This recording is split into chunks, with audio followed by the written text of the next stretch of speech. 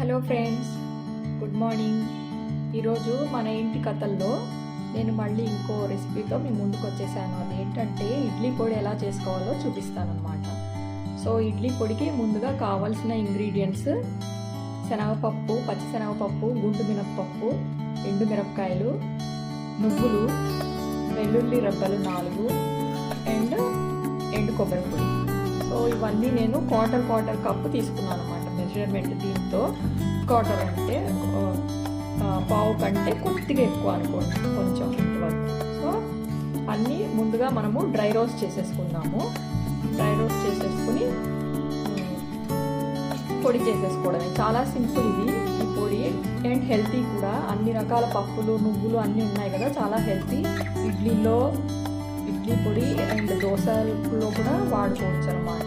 కొంచెం నూనె పోసుకుంటే సరిపోతుంది. పొడి వేసుకొని మనము చట్నీ చేసుకోలేకపోయామనుకోండి, ఇడ్లీ పొడి ఉంటే రెడీగా కొంచెం నూనె పోసేసుకుని ఇడ్లీలు గరం వేడి ఇడ్లీలోకి నచ్చుకుని తింటే చాలా సూపర్ ఉంటుంది. సో చూపిస్తాను మీకు ఈ సింపుల్ రెసిపీ ఎలా చేసుకోవాలో. ఎంతో రుచికరమైన ఇడ్లీ పొడిలో మనం ముందుగా స్టవ్ ఆన్ చేసేసుకుందాము. పెనం అవ్వగానే శనగపప్పు వేయించుకుందాం ఫ్రెండ్స్. ఫస్ట్ గోల్డెన్ బ్రౌన్ వచ్చే వరకు వేయించుకోవాలి. చూస్తున్నాం కదా ఫ్రెండ్స్, గోల్డెన్ బ్రౌన్ వచ్చేసింది. తీసేసి పక్కన పెట్టేసుకుంటాము. నెక్స్ట్ మనము మినప్పప్పు వేయించుకుంటాము.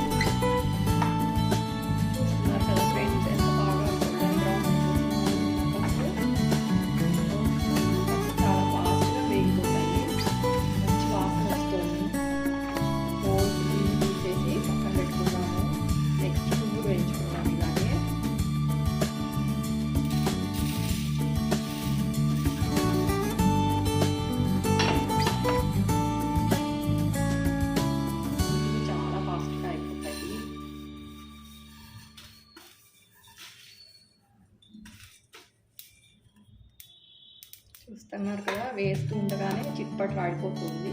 దీంట్లోనే మనము ఎండుమిర్చి కూడా వేసేస్తున్నాము, అండ్ వెల్లుల్లిపాయ కూడా వేయించేసుకున్నాము. ఎందుకంటే దీనికి ఎక్కువ వేడి అవసరం ఉండదు అనమాట, అందువల్ల చాలా ఫాస్ట్గా చిప్పట్లు ఆడుతుంది. ఓకే ఫ్రెండ్స్, ఇది కూడా వేగిపోయింది. సో మనం తీసి దీన్ని కూడా గిన్నెలో పెట్టేసుకున్నాము. చివరిగా ఎండు కొబ్బరిని కూడా వేడి చేసేసుకుంటాం. అంటే అది కూడా లైట్ బ్రౌన్ అవ్వాలి, డ్రై రోస్ట్ చేసేసుకోవాలి.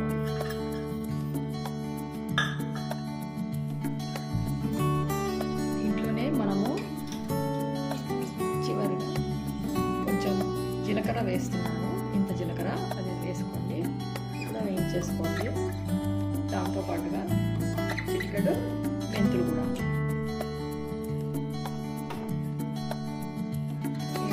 చాలా ఫాస్ట్గా బ్రౌన్ అయిపోతుంది. దాంట్లోనే కొద్దిగా ఎల్జీ వాళ్ళ ఇంగువ పొడి చాలా బాగుంటుంది, దీన్ని కొంచెం యాడ్ చేసుకున్నాను ఫ్లేవర్ కోసం. 3 చిటికలు కూడా ఇలా వేడి చేసుకున్నాక చూసారా, చాలా ఫాస్ట్గా అయిపోతుంది. మనము స్టవ్ కట్టేద్దాం. ఇంకా అయిపోయిందంటే చేసుకున్నాం. ఇప్పుడు అన్ని ఇంగ్రీడియంట్స్ రెడీగా ఉన్నాయి పొడి కొట్టుకోవడానికి. సో ఇవన్నీ ప్యాన్ కింద కొద్దిసేపు పెట్టేసేసి చల్లారగానే మనం పొడి కొట్టేసుకుంటాం.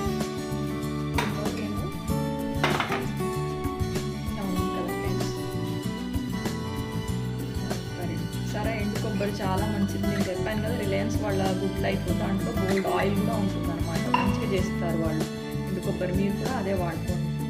సో దీనికి అంతటికి తగినంత ఉప్పు వేసుకున్నాం.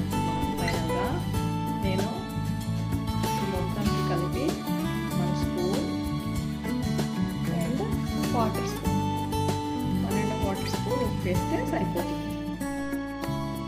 కావాలంటే తగ్గితే మళ్ళీ కలుపుకోవచ్చు. సో దీన్ని చల్లారనివ్వాలి. చల్లారనిద్దాం, కాసేపు ఇలాగే పెడదాము. చల్లారిపోయిన తర్వాత గ్రైండర్కి వేసుకొని పొడి అయ్యాక నేను మీకు మళ్ళీ చూపిస్తాను. చూడండి ఫ్రెండ్స్, హోటల్ స్టైల్లో ఇడ్లీ పొడి ఎలా రెడీ అయిపోయిందో. ఎంతో రుచిగా ఉందంటే అంత టేస్టీగా ఉంది. భలే వచ్చింది కదా.